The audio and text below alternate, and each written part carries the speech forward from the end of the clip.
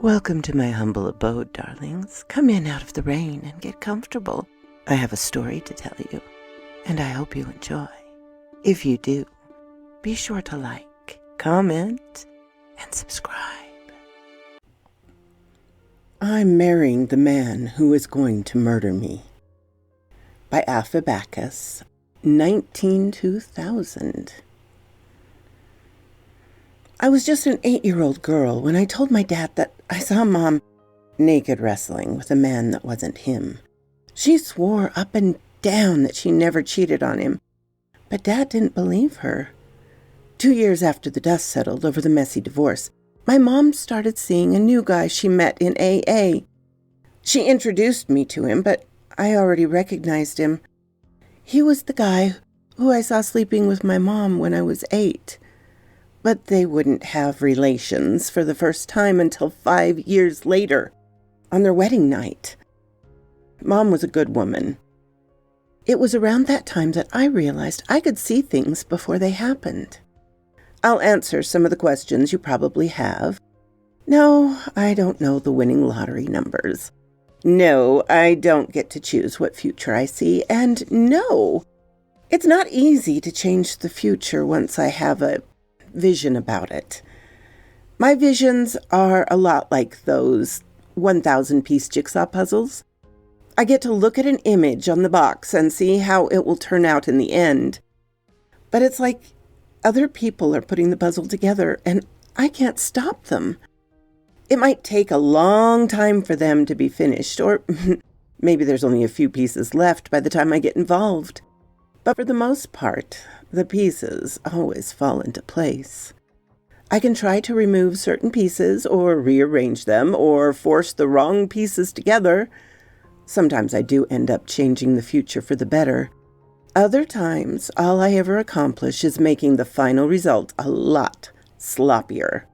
And sometimes, nothing changes no matter what I do. When I was in high school, I had a vision of a close friend dying in a car crash. I went to the party where I knew he would get too drunk to drive, but try and drive anyway. So I stole his keys. He decided to take his girlfriend's car instead, along with his girlfriend. My original vision saw him dying shortly after running off the road, but since I intervened, he instead T-boned a minivan at 90 miles per hour, killing himself, his girlfriend, and the father of 4 in the other car. Like I said, sometimes when I try to change what is already supposed to happen, it ends up coming out a lot sloppier. There's always a chance that I make things worse, so I usually try not to change things. But there are some things that I just can't let play out, no matter what else may happen. I was once at a restaurant and I recognized the couple across from me from one of my visions. In my vision, I was watching a news story about a beautiful young woman who was cut up into pieces and left in black plastic bags all over the city. It was her. The news story then went on to show the man who murdered her. It was him. From the looks of it, she was falling head over heels for the creep. I sent him drinks and flirted with him aggressively until he lost interest in her, which made her storm off in humiliation. I'm sure she hated me for doing that, but if she knew what she was headed towards, I'm sure she'd be glad I intervened. I looked her up sometime after that. She's a practicing nurse now, still alive, has a boyfriend. Last I checked, he proposed.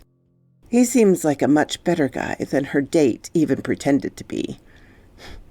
Speaking of that monster, I never saw him in the news, which means he's hopefully hasn't killed anyone, or he just hasn't been caught. I hope I never get to find out which.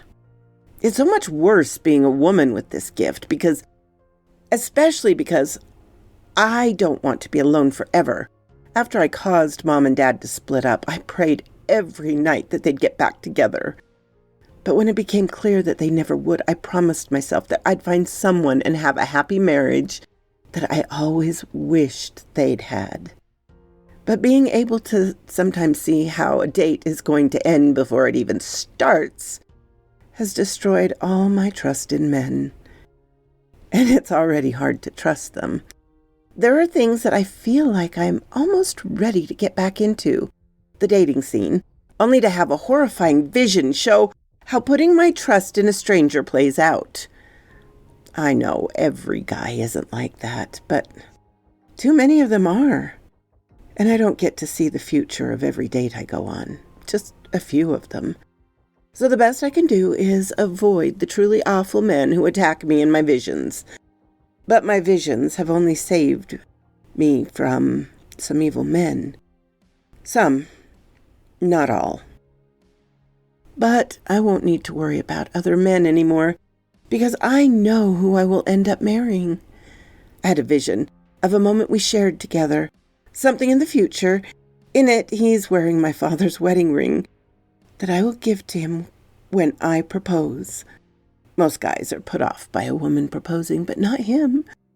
He has curly, dirty blonde hair, and his light blue eyes are full of tears as he kneels on my chest and covers my face with a pillow and holds it there until I eventually stop moving.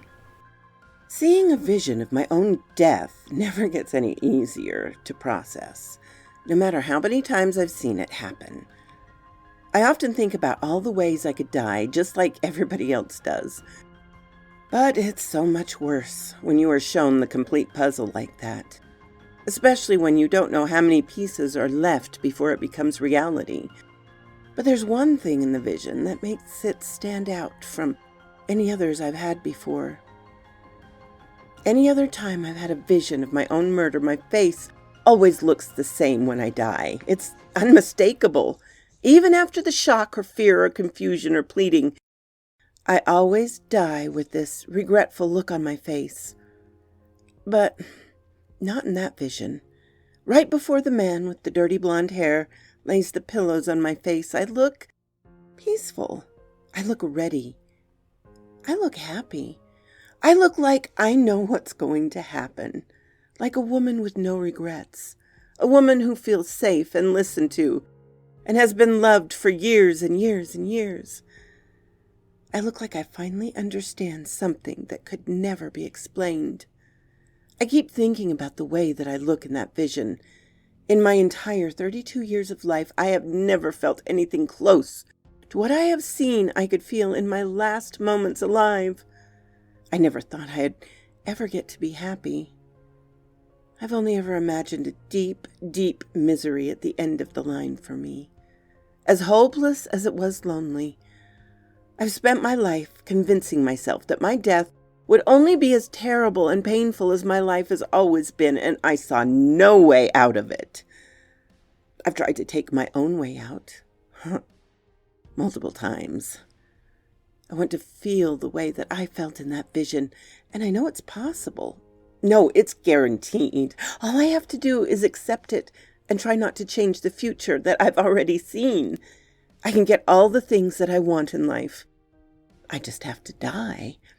I want to be clear. I am terrified of dying, but I'm more terrified of living a life that never gets to experience that one fleeting moment of happiness.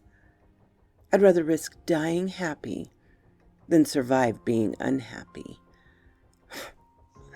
I don't know if you understand unless you've lived my life. I don't know if anyone could. Full disclosure, I've found the dirty blonde man in my vision. I've been dating him for a year now. He is so funny and kind and makes me feel so heard and supported. We've had ups and downs, but we always come back together to talk things out. I love him. I know he's the one. I know he's the one. I'm actually going to propose to him as soon as I'm done writing this. I'm going to offer him my dad's wedding band, of course. I'm pretty sure he's going to say yes. I'm both looking forward to it and dreading it at the same time. To all the people who keep downvoting me, that's not going to make me change my mind. To all the people in the comments who have a gift that's like mine, thank you for sharing your story. I always hoped there'd be more people like me. Thank you for your support. And to all the people in the comments who are telling me I'm crazy or narcissistic, or that this is all simply a symptom of trauma, you aren't the first to tell me that. So, quoth, this raven is our ignorance of our future a blessing or a curse? Wouldn't we, I don't know, you get into multiverse stuff and redoing things over and all of that things. Sometimes it's easier to just take each moment as it comes and look for the joy in each moment that you can find. Thank you for stopping by, my darlings. It means so much. I so enjoy telling these stories for you. And here are some of my marvelous supporters. Please, if you haven't subscribed, consider doing so. If you give this video a like, it would help me out ever so much. Thank you, and have a lovely, lovely day.